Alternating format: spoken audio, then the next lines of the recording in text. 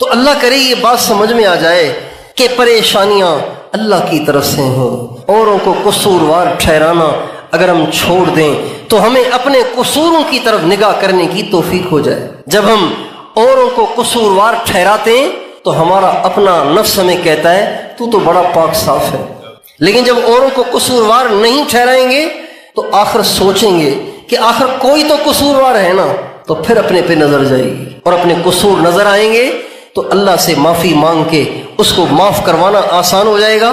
جب قصور معاف ہو جائیں گے تو اللہ تعالیٰ حالات کو ٹھیک کرتے چلے جائے گا۔ تو آپ سب سے درخواست ہے کہ آپ سب آج کے بعد اگر اپنی زندگی کو خوبصورت بنانا چاہتے ہیں تو ہر مسئلے میں اللہ سے معافی مانگنا شروع کر دیں۔ اما عائشہ رضی اللہ عنہا سے آپ علیہ السلام نے ایک دفعہ فرمایا، عائشہ جب تو مجھ سے راضی ہوتی ہے نا تو بھی میں سمجھ جاتا ہوں کہ تو مجھ سے راضی ہے، جب تو مجھ سے ناراض ہوتی ہے نا تو بھی میں سمجھ جاتا ہوں کہ تو مجھ سے ناراض ہے۔ کہ رسول اللہ وہ آپ کیسے سمجھتے ہیں؟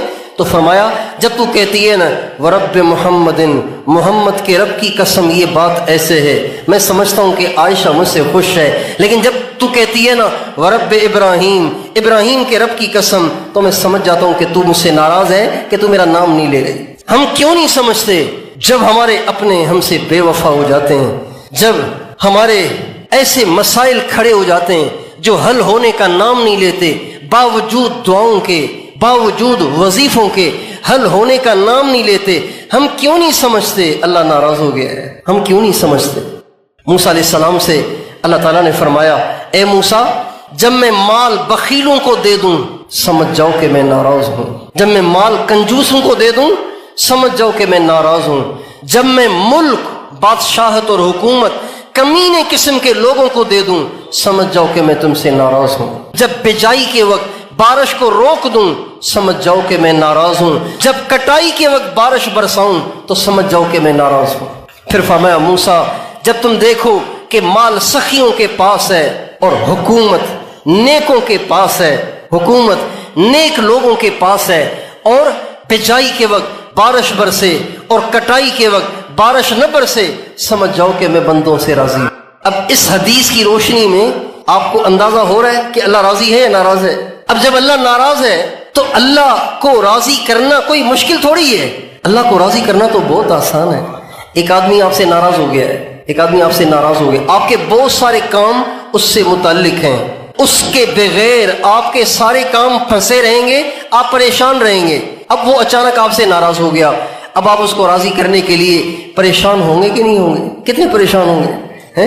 اچھا پھر آپ نے ان کو کال کی، سر مجھ سے غلطی ہو گئی، میں بس توبہ کرتا ہوں، میں انشاءاللہ آئندہ نہیں کروں گا، سر بس وہ غلطی ہو گئی، میں آپ کے پاؤں پڑتا ہوں، ہاتھ جوڑتا ہوں، آپ کے پاؤں پہ ٹوپی رکھتا ہوں، آپ مجھے ٹائم دیں، میں حاضر ہو جاتا ہوں، میں آپ کے پاؤں میں گر جاؤں گا۔ جب آپ نے اس کو فون پہ یوں کہا، اس نے غصے میں آ کے بٹن دبایا اور فون آف کر دیا۔ اب بتائیے آپ کے پاس کیا راستہ ہے؟ اب آپ کے پاس پریشانی کے سوا کچھ بھی نہیں ہے، لیکن اللہ ایسا نہیں ہے کہ آپ کا اس سے رابطہ ہی ممکن نہ ہو، آپ کی اس تک رسائی ہی ممکن نہ ہو۔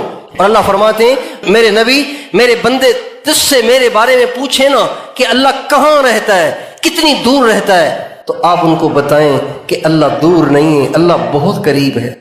ہمارے نبی سے صحابہ نے پوچھا یا رسول اللہ کہاں ہے؟ دور ہے، اگر دور ہے تو پھر چیخنا پڑے گا، چلانا پڑے گا، اگر قریب ہے تو چیخنے چلانے کی ضرورت ہی نہیں، چپکے چپکے اس سے باتیں کر لیا کریں گے۔ ابھی حضور نے جواب نہیں دیا، اللہ نے قرآن کی آیت اتار دی، وَإِذَا سَأَلَكَ عِبَادِي عَنِّي فَإِنِّي قَرِيبٌ، میرے نبی میں دیکھ رہا ہوں تجھ سے میرے بندے میرے بارے میں پوچھ رہے ہیں، تو تم نہ بتاؤ، انہیں میں بتاتا ہوں کہ میں کتنا قریب ہوں۔ مسائل کا حل کوئی مشکل ہے؟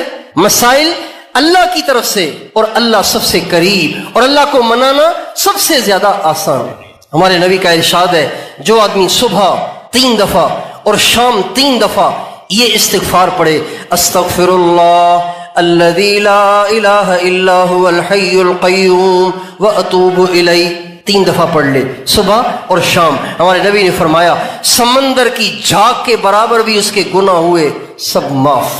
کتنا آسان ہے اسے منانا۔ ہمارے نبی نے فرمایا جو آدمی نئے کپڑے پہنے، نیا لباس پہنے، یوں کہے اے اللہ یہ کپڑے تو نے پہنائے، یہ میرے اپنی طاقت سے مجھے نہیں ملے، یہ تیرا فضل، تیرا کرم ہے کہ تو نے مجھے یہ کپڑے پہنائے۔ ہمارے نبی نے فرمایا یہ دعا پڑھتے ہی پچھلے سب گناہ معاف۔ کتنا آسان ہے اس کو منانا۔ ایک شخص آیا ہمارے نبی کے پاس، کہا یا رسول اللہ واہ ذنوبا، ہائے میرے گناہ کیسے بخشے جائیں گے؟ یہ مطلب تھا اس کا، اتنے گناہ کیسے بخشے جائیں گے؟ واہ ذنوبا، ہائے میرے گناہ کیسے بخشے جائیں گے؟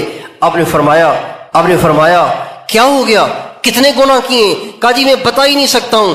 اور ہمیں کہو، اس نے کہنا شروع کیا، آپ نے کہلوایا اور فرمایا اللہم مغفرتک اوسع من ذنوبی ورحمتک ارجع عندی من عملی۔ یہ استغفار ہے، اللہ سے معافی کے الفاظ ہیں۔ 3 دفعہ ہمارے نبی نے اس سے کہلوائے، پھر آپ نے فرمایا قم فقد غفر اللہ لک، کھڑا ہو جا، اللہ نے تیرے سارے گناہ معاف کر دیے۔ ایسے بخشنے والے سے اپنے گناہوں کو بخشوا کے مسائل حل نہ کروانا تو اپنا ہی قصور ہے، اس میں کسی اور کا کیا قصور ہے؟